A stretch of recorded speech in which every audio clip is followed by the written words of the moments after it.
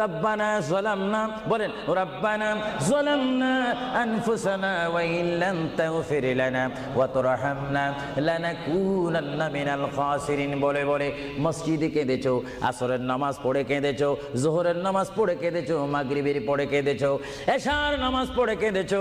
এ বান্দা, নামাজের মুসল্লা যখন বসে যাও, আমি আল্লাহকে তোমরা বারবার বল, আল্লাহ গো আমার গুনাহ মাফ করে দাও। তারপরও আমি তোমাদের এই গুনাহ মাফ করে নিই।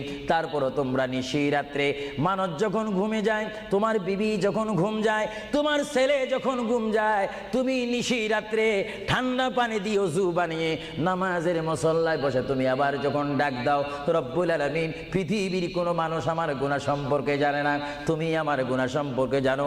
আমি এমন গুনাহ করেছি আমার বিবি জানে না, বিবি গুনাহ করেছে আমি জানি না।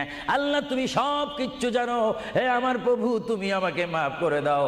আমার আল্লাহ বলে, তারপরও যদি তোমাদেরকে আমি মাফ না করি, তারপরও বান্দা তোমরা আমার রহমতের দরজা থেকে ফিরে যাইও না। আমি তোমাদেরকে হুকুম দিচ্ছি, ওয়ালাউ আন্নাহুম ইয যালামু আনফুসাহুম জাউকা, বান্দারে যদি গুনাহ করে ফেলো, আমার রহমত থেকে মুখ ফিরে তুমি চলে যাইও না।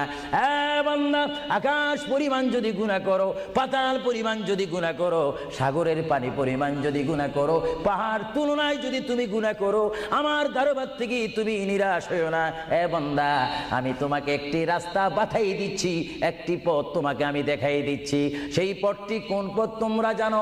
ওয়ালাউ আন্নাহুম ইয যালামু আনফুসাহুম জাউকা, বান্দারে যখন তোমরা বরবাদ হয়ে যাবে, তখন তোমাদেরকে একটা পথ আমি তোমাদেরকে দেখাই দিলাম। সেই পথটির